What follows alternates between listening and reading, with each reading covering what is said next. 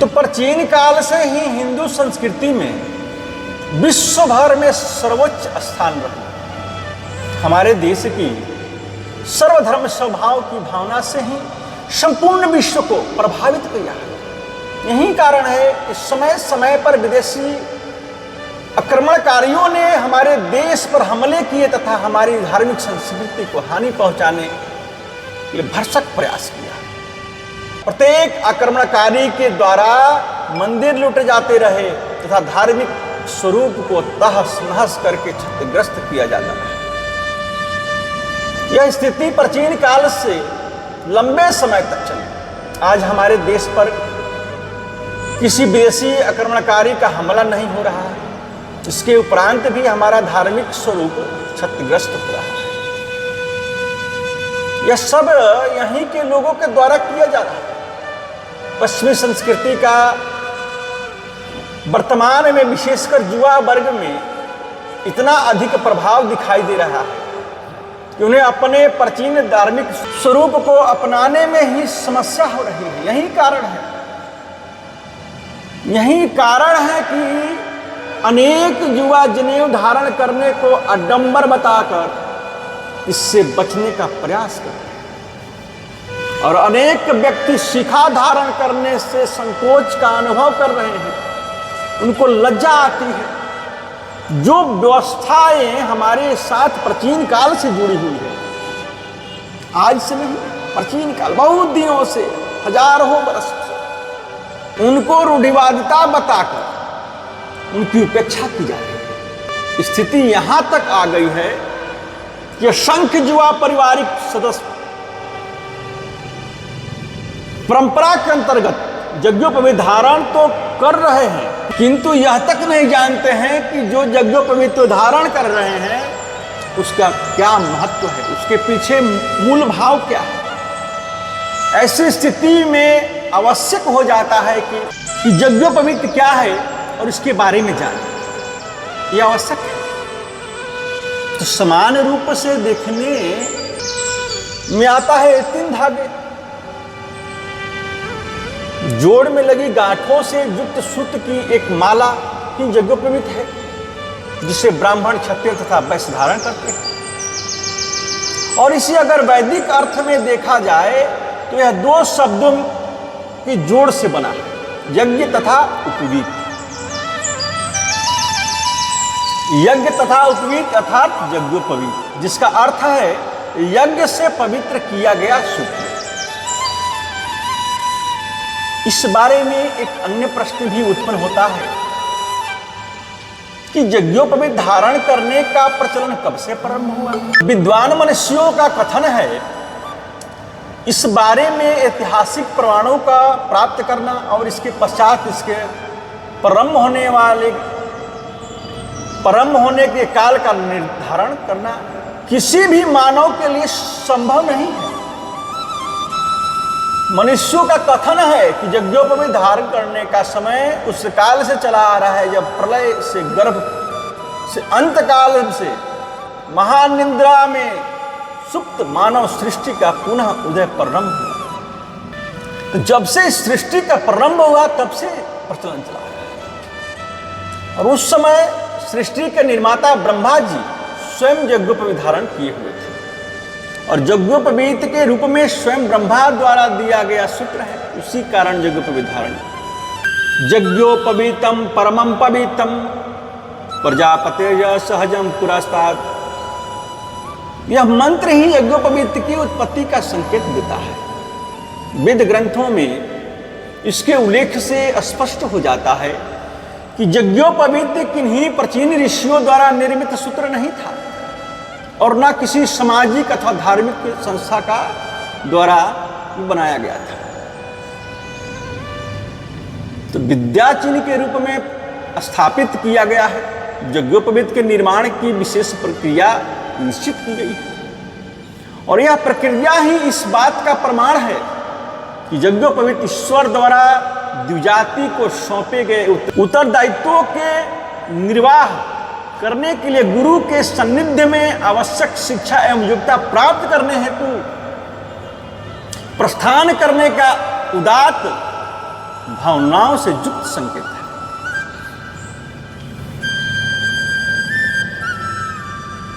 तो यज्ञोपवीत संस्कार को उपनयन, जनेऊ तथा व्रतबंध के नाम से भी जाना जाता है।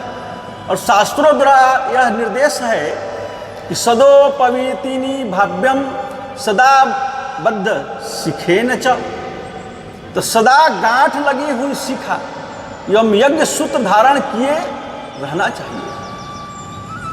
इस बारे में विद्वान मनुष्यों का कथन है कि यज्ञोपवीत ब्रह्मसूत्र है, जो शोभा के लिए अथवा अनुष्ठान के समय धारण करने तथा अन्य समय में उतार कर किसी खूंटी पर टांग देने के लायक नहीं है। जो लोग ऐसा करते हैं वे पाप के भागी होते हैं। विद्वान मनुष्यों ने इस विषय में और अधिक स्पष्ट करते हुए कहा है कि साकार रूप परमात्मा को यज्ञ तथा निराकार परमात्मा का ब्रह्म कहा गया है। इन दोनों को प्राप्त करने का अधिकार दिलाने वाला यह सूत्र ही यज्ञोपवीत है। इसीलिए इसे ब्रह्मसूत्र भी कहा गया है। और स्मृति प्रकाश में ब्रह्मसूत्र नाम की सार्थकता के साथ इस प्रकार से कहा गया है कि सूचनाद ब्रह्म तत्वस्य वेद तत्वस्य सूचनात् तत्सूत्रमुपवीतात्वाद ब्रह्मसूत्रमिति स्मृतम्। यह सूत्र द्विजाति को ब्रह्म तत्व और वेद ज्ञान की सूचना देता है, इसीलिए इसे ब्रह्मसूत्र कहा गया है। इस बारे में जानकारी लेनी होगी कि आखिर यज्ञोपवीत क्या है और इसका रहस्य क्या है, किस विधि से निर्माण किया जाता है। तो पहले यह जानने का प्रयास करते हैं कि यज्ञोपवीत वास्तव में क्या है। यज्ञोपवीत स्वयं व्यक्ति के द्वारा अथवा ब्राह्मण कन्या के द्वारा अथवा साध्वी ब्राह्मणी के हाथों में काते गए कपास के सूत्र के 9 तारों को 3-3 तारों बंटकर बनाए गए 96 चौवे के नाप में 3 वृत्तों में तैयार की गई माला है। और इसके बीच में ब्रह्म ग्रंथि लगाकर गायत्री और प्रणव मंत्रों से अभिमंत्रित किए गए और यज्ञोपवीत नाम दिया गया है। इसे निश्चित आयु काल आर विधान के साथ द्विज बालकों को ब्रह्मचर्य, गृहस्थ और वानप्रस्थ इन तीनों आश्रम व्यवस्थाओं में श्रौत और स्मार्त वित्त कर्म करने के हेतु पिता, आचार्य तथा गुरु के द्वारा गायत्री मंत्र के साथ धारण कराया जाता है और इसी के साथ बालक का दूसरा जन्म हो जाता है और उसे द्विज कहा जाने लगा। और इससे उपनीत बालक को नश्वर असुर शरीर की अपेक्षा अविनाशी तथा ज्ञानमय शरीर की प्राप्ति होती है। इस विशेष महत्व को देखते हुए इसके निर्माण में सुचित एवं भव्यता पर विशेष ध्यान दिया जाता है। इसलिए यज्ञोपवीत का निर्माण स्वयं ही करने का निर्देश दिया गया है। और यज्ञोपवीत केवल मात्र सूत्र की डोरी नहीं है, यह उदात्त भावनाओं से संबंधित एक ऐसा सूत्र है जो हमारे सत्मार्ग पर चलने तथा जीवन के समस्त उत्तरदायित्वों को पूर्ण करने एवं कर्तव्यों के निर्वहन के लिए ईश्वर द्वारा सौंपा गया है। यज्ञोपवीत का निर्माण कैसे किए जाए, इस बारे में महर्षि कात्यायन द्वारा प्रतिपादित निर्माण की विधि सर्वप्रचलित है। इसीलिए यहाँ महर्षि कात्यायन द्वारा यज्ञोपवीत विधि को संक्षिप्त रूप से कहा गया है। तो महर्षि कात्यायन कहते हैं कि हम यज्ञोपवीत निर्माण विधि कहते हैं और इसके निर्माण के लिए गांव से बाहर किसी तीर्थ स्थान, मंदिर या गौशाला में जाकर अनायास रहित किसी भी दिवस में संध्या वंदनादि नित्य क्रम तथा 108 या 1008 या यथाशक्ति गायत्री मंत्र जप करके ऐसे सूत्र से यज्ञोपवीत तैयार करे जो स्वयं या किसी ब्राह्मण द्वारा या ब्राह्मण कन्या द्वारा अथवा सधवा ब्राह्मणी द्वारा काट कर तैयार किया गया। और इस सूत्र को भू का उच्चारण कर 96 चौवे सहित चारों उंगली को मूल कर चारों उंगलियों के मूल पर लपेटे और उतार कर एक पलाश के पत्ते पर रख दे। अब भुवः शब्द का उच्चारण करते हुए उसी क्रिया को और स्व शब्द का उच्चारण करते हुए तीसरी बार क्रिया दोहराते हुए हाथ में लपेटकर 96 चौवे के परिमाण में अन्य 2 तार तैयार कर पलाश पर रखें और इसके पश्चात आपो हिष्ठा शमनो देवी उत्सवितु आदि 3 मंत्रों से उन 3 तारों को जल में अच्छी तरह भिगोकर बाएं हाथ में रखकर 3 बार जोर से आघात करें। फिर 3 व्याहतियों से उसे एक बट देकर एक रूप बना दें। अब उन्हीं मंत्रों से उसे त्रिगुणित करे और पुनः बटकर एक रूप बना दे। अब पुनः उसे त्रिगुणित करके प्रणव से उसमें ब्रह्म ग्रंथि लगाएं और इसके 9 तंतुओं को ओंकार, अग्नि, अनंत, चंद्र, पितृगण, प्रजापति, वायु, सूर्य और सर्व देवता आदि 9 देवताओं का क्रमशः आवाहन और स्थापना करें। उद्यम तमस्परि मंत्र द्वारा उस सूर्य और सूर्य के सम्मुख करके यज्ञोपवीत तो जो कार्य जनमानस के हृदय तक उतर जाता है उसके बारे में बाद में यह प्रश्न उत्पन्न होने लगते हैं कि ऐसा है तो क्यों, ऐसा होने का क्या कारण है। यही स्थिति यज्ञोपवीत के परिणाम नाप के बारे में भी देखी जा सकती है। अधिकांश यह प्रश्न उत्पन्न होता है कि यज्ञोपवीत का परिमाण 96 चौवे के ही क्यों रखा गया है और इसके पीछे क्या कारण है। यहां इस बात को पहले स्पष्ट करना आवश्यक है कि ईश्वर से संबंधित किसी भी व्यवस्था में पूर्ण वैज्ञानिकता का दर्शन होता है। हमारे विद्वान महर्षियों द्वारा स्थापित किसी भी व्यवस्था में कमी देखना उचित नहीं है और फिर यज्ञोपवीत तो स्वयं ईश्वर द्वारा प्रदत्त है। और यज्ञोपवीत के परिमाण 96 चौवे के साथ एक प्रश्न यह भी है जिसके बारे में असंख्य लोग जानने के इच्छुक होते हैं कि यज्ञोपवीत धारण करने वाले सभी व्यक्ति एक समान शरीर वाले नहीं होते। उनमें कुछ नाटे होते हैं तो कुछ लंबे होते हैं, कुछ मोटे होते हैं, कुछ पतले होते हैं। फिर 96 चौवे का परिणाम सभी के लिए तो कैसे उचित हो सकता है। तो समस्त व्यक्तियों के लिए एक ही परिणाम का यज्ञोपवीत धारण करने का निर्देश क्यों दिया गया है। इन प्रश्नों का उत्तर देना आवश्यक समझता है ताकि असंख्य लोगों की जिज्ञासा शांत हो सके।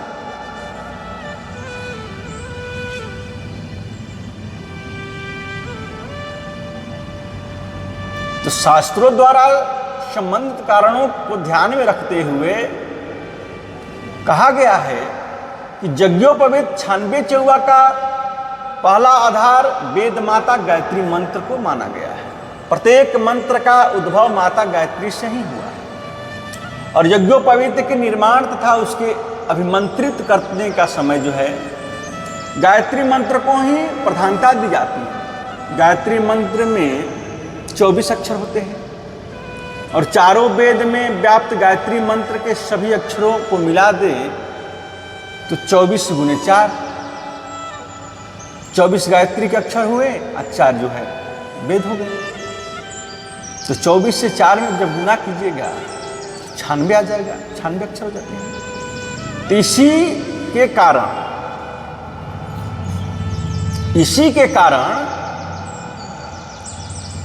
इसी के आधार पर द्विज बालक को गायत्री और वेदों दोनों का अधिकार प्राप्त होता है।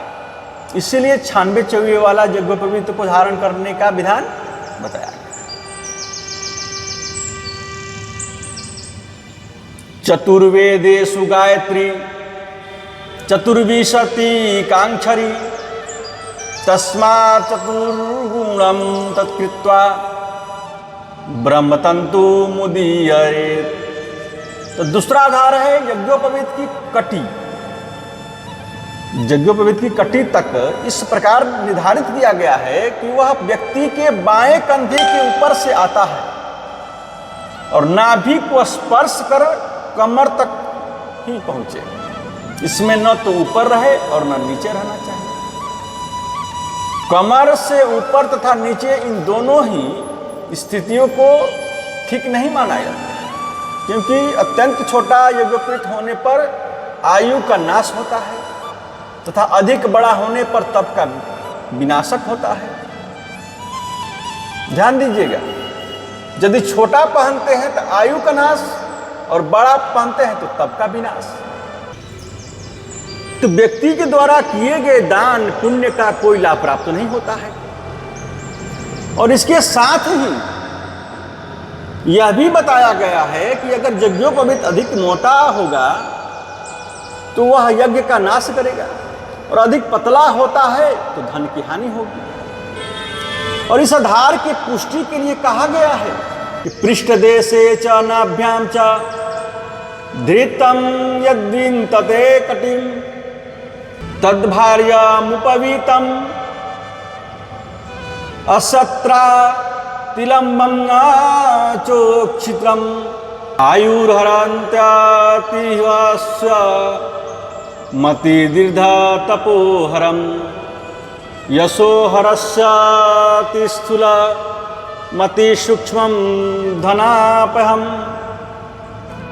इस आधार को सामुद्रिक शास्त्र ने भी ठीक बताया है, और उसने इस बात को इस प्रकार से सही सिद्ध किया है कि मनुष्य का स्वास्थ्य और कद कैसा भी हो, उसकी ऊंचाई 84 से 108 उंगली तक ही क्यों हो, उसकी ऊंचाई 84 से 108 उंगली तक ही होती है। इसका मध्य भाग निचले पर 108 में 84 में 24 निकलता है। इस 24 के ना आधे अंक चाहे 84 में जोड़ दिए जाए या 84 में 12 अथवा 108 में से घटा दिए जाए। तो 108 में से 12 घटाने पर दोनों ही स्थितियों में योग 96 ही आएगा। इस परिणाम वाला यज्ञोपवीत हर हालत में कमर तक ही रहेगा, न ऊपर रहेगा और न नीचे रहेगा। और इसका तीसरा आधार वैदिक मंत्रों की संख्या को माना गया है। वर्णाश्रम व्यवस्था में अंतर्गत वर्णाश्रम व्यवस्था के अंतर्गत द्विज बालक को गुरु के पास रहकर उनकी सेवा करते हुए वेदों का अध्ययन करने के साथ साथ कर्म तथा उपासना आदि की शिक्षा भी प्राप्त करनी है, और इसके पश्चात ही उसे गृहस्थ आश्रम का अधिकार प्राप्त हो जाता है। तो चतुर्थ आश्रम में संन्यास लेकर केवल ज्ञान प्राप्ति का अधिकार रह जाता है। इस स्थिति में उसे शिक्षा तथा सूत्र दोनों का त्याग कर देना होता है। वेद की मर्यादा के अनुसार उपनीत होने वाले द्विज को ही वेद तथा कर्मकांड का अधिकारी माना जाता है। तो लक्ष्यम तु चतुरो वेदा लक्ष्यमेकम तु भारतम के अनुसार वैदिक ऋचाओं की संख्या 1 लाख बताई गई है, और पतंजलि ने भी वेद भाषा में इसकी पुष्टि की है। इन 1 लाख मंत्रों में 80,000 कर्मकांड से संबंधित, 16,000 उपासना कांड से संबंधित तथा 4,000 कर्मकांड संबंधित ऋचाएं। और इस बात को स्पष्ट किया गया है कि उपनीत को केवल कर्मकांड तथा उपासना कांड, कर्मकांड 80,000 ऋचाएं, उपासना कांड 16,000 ऋचाएं का ही अधिकार प्राप्त है। तो इस आधार पर 96,000 ऋचाओं के अधिकार को देखते हुए उपनीत का परिणाम 96 चौबार निर्धारित किया गया है। और चौथा परिणाम है कि आधार तिथि वार गुरु आदि को माना गया है। मानव जीवन को समस्त प्राणियों में श्रेष्ठ माना गया है, और इसके लिए कहा गया है कि मनुष्य जीवन बड़े भाग्य से ही प्राप्त होता है, और यह जीवन तिथि वार नक्षत्र काल मास तत्वों द्वारा गुण आदि से संपर्क में रहने से उनसे बहुत अधिक प्रभावित होता है। और इन सभी का योग किया जाए तो उसकी संख्या 96 हो जाती है। इस बारे में सामवेद छंदोग परिशिष्ट में कहा गया है कि तिथि वारम च नक्षत्रम तत्ववेद गुणान्वितम कालत्रयम च मासाश्च ब्रह्मसूत्रम ही षण्डवम षष्णवम। तो मानव शरीर जो है 25 तत्वों से बना है। इसमें सत्व, रज तथा तम, यह 3 गुण हमेशा व्याप्त रहते हैं। इस प्रकार 28 की संख्यात्मक समुदाय वाले शरीर को तिथि, वार, काल, नक्षत्र, मास, वेद आदि विभिन्न भागों में विभक्त करके अनेक संवत्सर व्यतीत हो जाने के पश्चात इस संसार में जीवन धारण करना पड़ता है। और इस सबका योग किया जाए तो वह 96 ही होगा। तो स्पष्ट रूप से इसे इस प्रकार देखा जा सकता है। तिथि 15, वार 7, नक्षत्र 27, तत्व 25, वेद 4, गुण 3, काल 3 तथा मास 12। तो इन सबका जब योग किया जाए तो 96 आएगा। अब बात आती है कि यज्ञोपवीत में त्रिसूत्र तथा द्विवृत्त का महत्व। तो हिंदू धर्म में 3 की संख्या का बहुत अधिक महत्व है। मानव का पूरा जीवन 3 की संख्या की चारों तरफ आकर्षित तथा प्रभावित रहता है। 3 की संख्या आध्यात्मिक, आदिदैविक तथा आदि भौतिक, आध्यात्मिक, आदिदैविक तथा आदि भौतिक सभी क्षेत्रों में बहुत अधिक महत्व रखती है। और इस 3 की संख्या को इस प्रकार भी समझा जा सकता है। 3 प्रमुख वेद है, ऋग्वेद, यजुर्वेद और सामवेद। त्रिदेव है ब्रह्मा, विष्णु, महेश। 3 काल है, भूतकाल, वर्तमान काल और भविष्य काल। गुण भी 3 है, सत्व, रज, तम। ऋतुएं भी 3 है, ग्रीष्म, वर्षा और शीत। त्रिलोक है, पृथ्वी, अंतरिक्ष और भूलोक।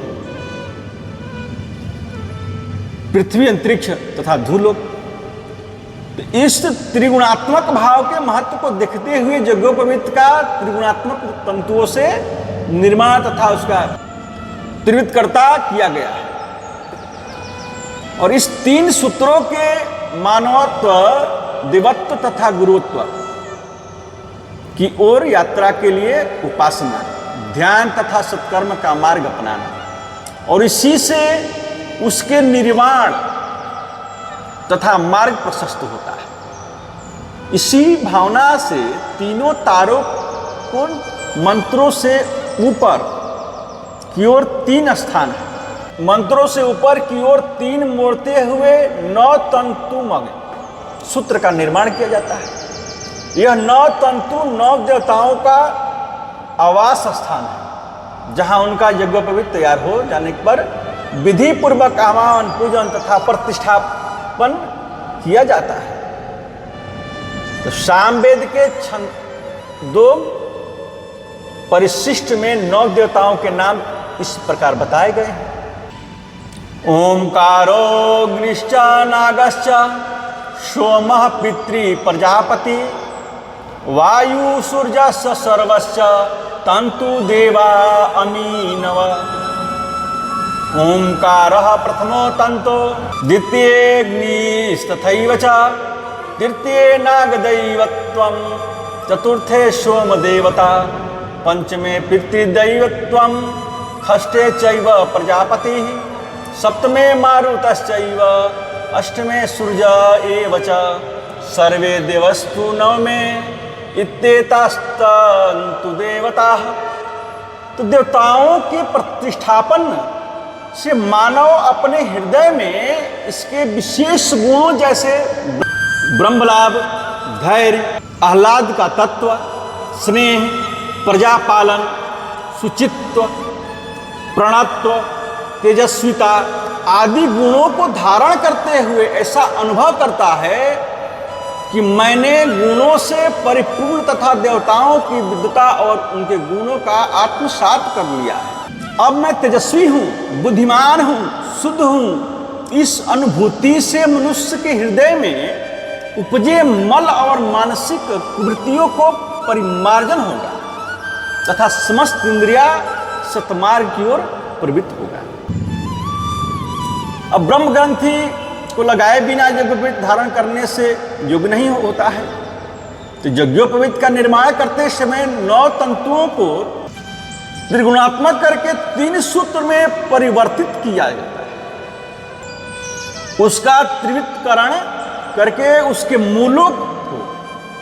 उसके मूलों को जोड़ने के लिए गांठ लगाई जाती है। यह ग्रंथि प्रणव रूपी महामंत्र का उच्चारण करते हुए लगाने का विधान बतलाया गया है। इस ग्रंथि के लगाने के साथ ही यज्ञोपवीत धारण करने के योग्य बन जाता है। और इस ब्रह्म ग्रंथि का बहुत अधिक तथा गूढ़ अभिप्राय है।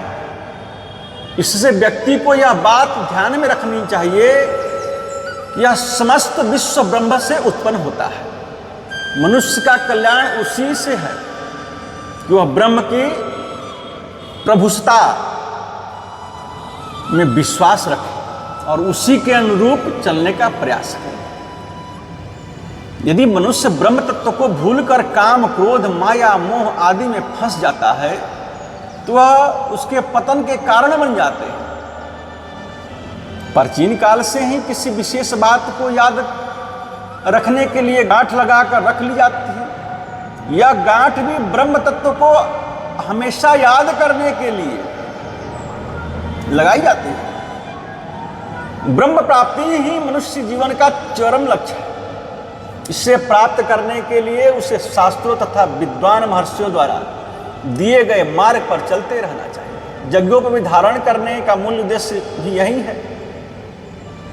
और 3 वर्णों का बहुत महत्व है। ग्रंथि लगाए जानते समय इसका उच्चारण सत्व, रज तथा तम तीनों गुणों तथा ब्रह्म, विष्णु, महेश के रूप में त्रिवेणी की शक्ति के समन्वित का ध्यान दिलाई जाती है। इस महत्व को देखते हुए ही इसे ब्रह्म ग्रंथि भी कहा गया है। तो ब्रह्म ग्रंथि के ऊपर 1, 3 अथवा 5 गांठ लगाने का भी विधान है। इसका भी अत्यंत गूढ़ अर्थ है। समाज में व्यक्ति को अपने ब्रह्म के साथ साथ अपने कुल परंपराओं को भी ध्यान में रखना आवश्यक है।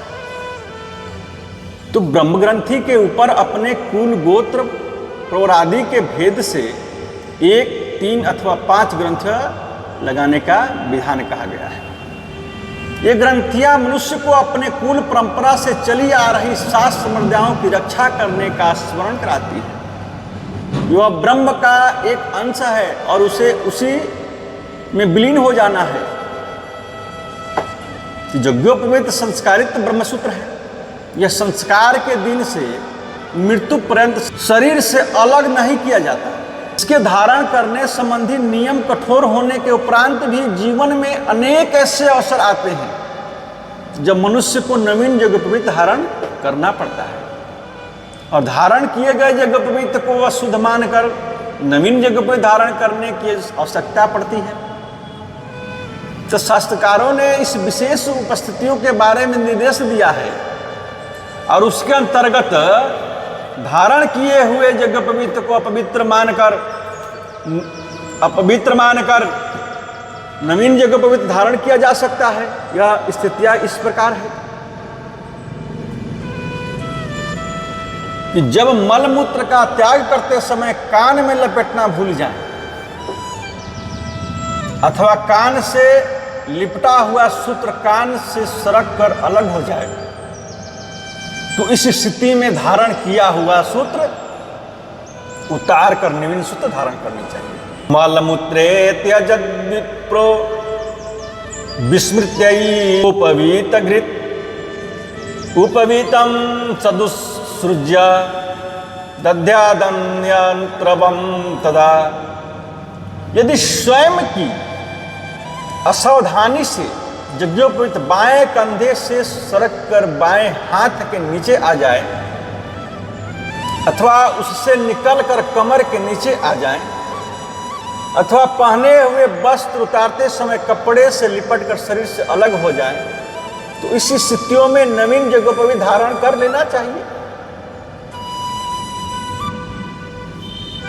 और वाम हस्ते व्यतीते तु तत्यक्त्वा धारयेत् नवम।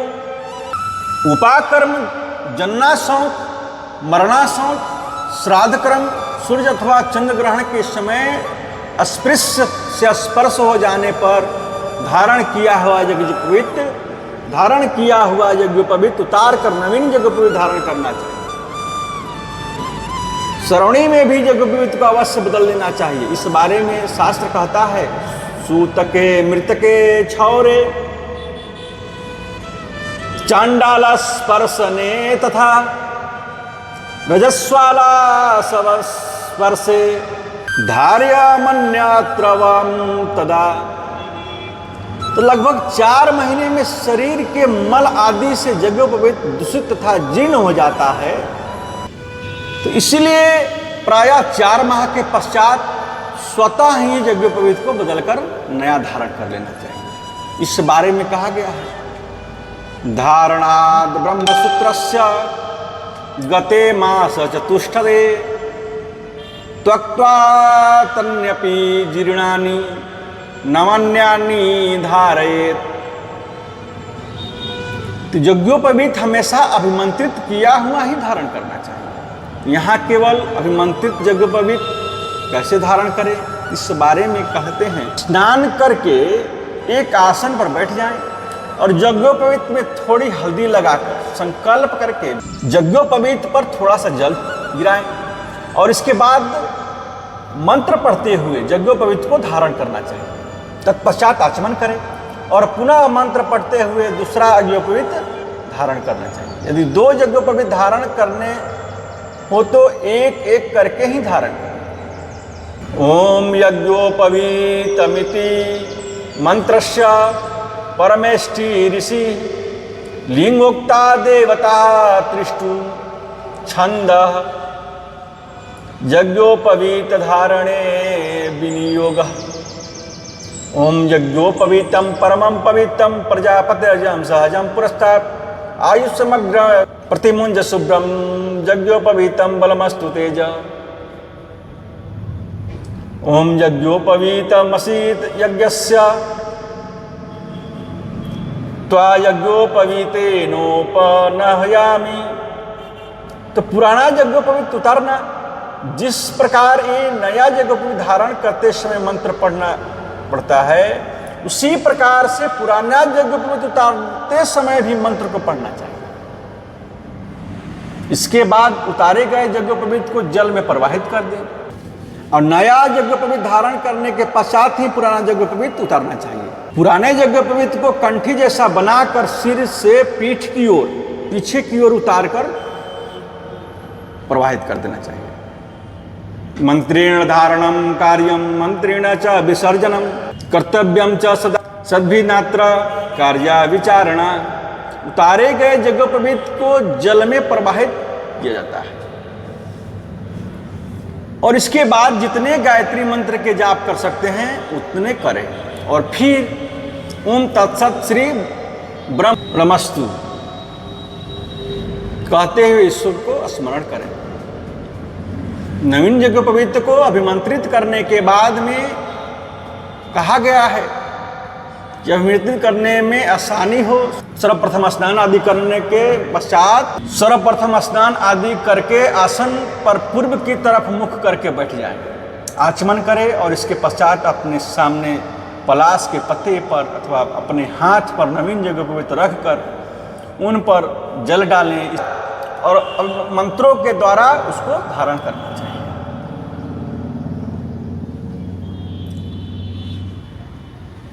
इस प्रकार से अभिमंत्रित किए यज्ञोपवीत धारण के योग्य हो जाते हैं। श्रवणी आदि के अवसर पर वर्ष भर धारण करने के लिए यज्ञोपवीत अभिमंत्रित कर लेने चाहिए।